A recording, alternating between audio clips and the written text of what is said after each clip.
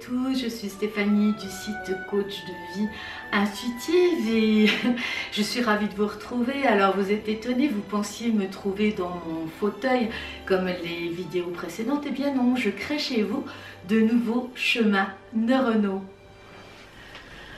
Alors, en tout cas, je vous remercie pour tous ceux qui me suivent de façon journalière. J'espère que ces capsules d'avant Noël vous soutiennent, vous apportent une ouverture de conscience, des astuces. Merci pour tous vos commentaires. Et puis moi, je suis ravie de vous retrouver chaque jour. Alors aujourd'hui, si vous le voulez bien, on va parler de tous ces conditionnements. On a parlé de la cellule.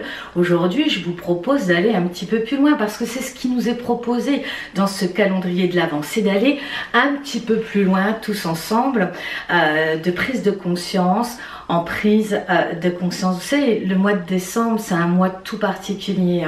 Vraiment, il y a des énergies d'amour qui circulent dans ce mois de décembre et qui vont s'amplifier au fur et à mesure de notre progression. Donc, on va aller de surprise en surprise. Je voudrais juste, en tout cas, boucler cette première approche succincte, certes, mais qui était nécessaire en introduction à cette gestion du stress. Et aujourd'hui, je voudrais voir avec vous, tous ces conditionnements auxquels nous sommes tous assujettis, des conditionnements, on l'a vu au niveau de la mémoire cellulaire, on l'a vu, ces chemins neuronaux également au niveau de la bande de données de notre cerveau. Aujourd'hui, on va un tout petit peu plus loin parce qu'on a d'autres conditionnements, et oui, on en a des conditionnements.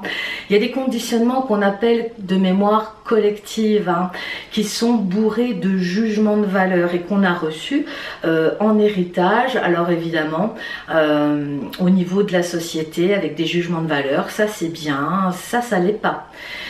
Pour être une personne respectable, une personne aimée, il vaut mieux avoir tel ou tel comportement. Il faut suivre aussi l'effet de masse.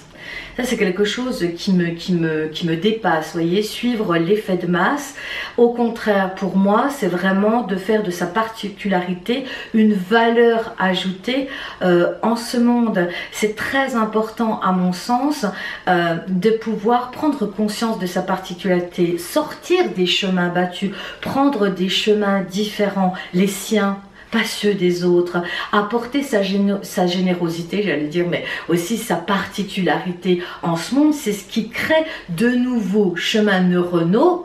Mais dans ce monde, tout ce qui est applicable en soi, au niveau le plus microcosme, s'applique aussi au niveau du macrocosme. C'est pourquoi les changements de ce monde passent déjà par les prises de conscience intérieures de soi-même, mais aussi de tous ces changements que vous élaborez dans votre conception intérieure et qui vont être ensuite projetés au niveau de l'extérieur. Et c'est comme ça qu'on change les mentalités, c'est comme ça qu'on change le monde. Donc c'est extrêmement important d'aller dans la connaissance de soi. Alors revenons à ces comportements dont je parlais précédemment. Et oui, il y a des comportements et des conditionnements qui sont liés à l'enfance. On l'a vu au niveau de l'éducation, au niveau de la société, les comportements à adopter. Mais on a aussi des conditionnements qui viennent de l'arbre généalogique. Ce sont des mémoires transgénérationnelles, ancestrales, qui se répercutent de génération en génération. On peut être vraiment assujetti à un certain type de comportement sans en être conscient. Et ce comportement vient de mémoires qui ne nous appartiennent pas, qui viennent d'ancêtres qui n'ont pas trouvé de solution face à des situations qui ont été soit dans l'urgence, soit dans la souffrance, la peur de manquer, la famine, la guerre, la perte d'un enfant, etc., etc. Et tout ça, sur l'échelle de l'arbre généalogique, va venir aussi se transmettre de génération en génération, jusqu'à qu'il y ait un élément fort, j'appelle ça le maillon fort de la famille, qui vient rompre le répétita de ces mémoires transgénérationnelles. Alors évidemment, dans ces mémoires, il y a des choses, il y a des potentiels, il y a des forces, hein, et ça c'est évidemment en être porteur, c'est un héritage très positif. En revanche, nous avons toutes et tous aussi dans notre biologie des zones de blocage liées à un ancêtre, à des ancêtres qui ont vécu des choses douloureuses et qui n'ont pas trouvé de solution. On peut trouver ici la loi du silence, hein, les secrets de famille, ça j'en ai déjà parlé, la peur de manquer, ne pas se reconnaître, ne pas vivre pleinement sa vie, ne pas vivre l'amour véritable, et tout ça se transmet de génération en génération. Donc ça c'est très intéressant de faire un travail au niveau des mémoires transgénérationnelles. D'autant que si on va encore un petit peu plus loin, certaines de ces mémoires transgénérationnelles trouvent racine au niveau karmique. Et ces mémoires akashiques, qui sont les mémoires de votre âme, hein, le parcours de votre âme de vie en vie, qui a vécu aussi, qui a expérimenté des situations en tout genre, là aussi, si votre âme a vécu des situations douloureuses, des départs de cette vie douloureuse, des contrats d'obéissance, d'abstinence signés en d'autres lieux, en d'autres temps, eh bien vous pouvez être porteur de ces mêmes mémoires. Et là aussi c'est très intéressant de remonter jusqu'à là quand il y a lieu bien sûr, pour déloger, décristalliser ces mémoires. Et c'est souvent ce qu'on voit ensemble lors des séances individuelles en guidance personnalisée, parce que ces séances de guidance personnalisée dont vous retrouverez les intitulés et le planning si vous souhaitez me rencontrer à ce sujet sur mon site Coach de vie intuitive, eh bien ce sont des transmissions de messages au niveau de vos guides de lumière,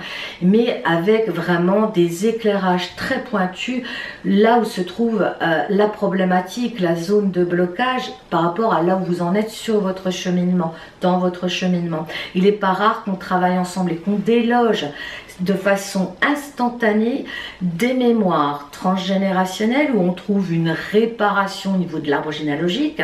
Je peux aussi quelquefois donner en complément des actes symboliques qui vont venir libérer aussi toutes les personnes de cet arbre généalogique, même celles qui sont passées sur un autre plan, et vous libérez vous bien évidemment. Pour certains, on a tout de suite une indication aussi sur la racine au niveau karmique. On parle ici par exemple de la problématique au père, la problématique à l'homme qu'on trouve dans l'arbre généalogique, ce qui explique pour certaines femmes avoir du mal à trouver une stabilité au niveau du couple, au niveau relationnel avec l'homme.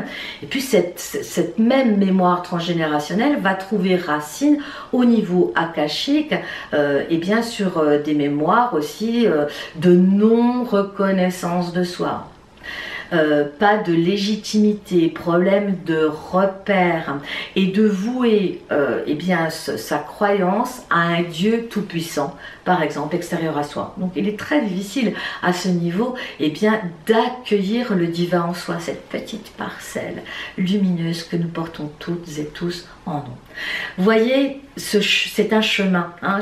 J'ai lu vos commentaires, je lis vos commentaires. Il n'y a pas de baguette magique, c'est un cheminement. Et c'est comme un oignon. Au fur et à mesure, on libère des mémoires, des premières couches qui passent déjà par la gestion du stress, par des situations vécues dans cette vie-ci, actuellement dans vos existences. Et pour ceux qui veulent aller un peu plus loin, on va aller déloger, déraciner, parce que traiter une problématique uniquement en surface, eh bien, il y a de grandes chances qu'elle se revive, qu'elle soit à nouveau présente. Voilà, mais écoutez, moi j'espère que cette nouvelle capsule vous aura au moins permis d'ouvrir des zones de compréhension. Si vous voulez me retrouver en individuel, ben maintenant c'est en janvier, hein, alors n'hésitez pas à aller consulter eh bien, mon site coachdevieintuitive.com, et puis si vous voulez réserver votre place, eh bien faites-le pour le mois de janvier. Hein. Je préviens toujours, il y a toujours au moins un mois et demi d'attente. À plus vous attendez, à plus ça reporte. Et sachez en tout cas eh bien, que si cette date n'est pas tout de suite suite là maintenant quand vous le souhaitez, c'est qu'il y a certainement une raison. Et on s'en rend compte souvent avec les personnes que je rencontre en individuel qui sont absolument adorables et avec qui on fait un travail de libération qui de toute façon va toucher la libération du collectif. On se rend compte que cette date, elle était tout à fait appropriée. Voilà, en tout cas, je vous embrasse. Je vous envoie beaucoup de lumière, beaucoup d'amour et puis je vous dis, écoutez, je vous dis à demain. À demain.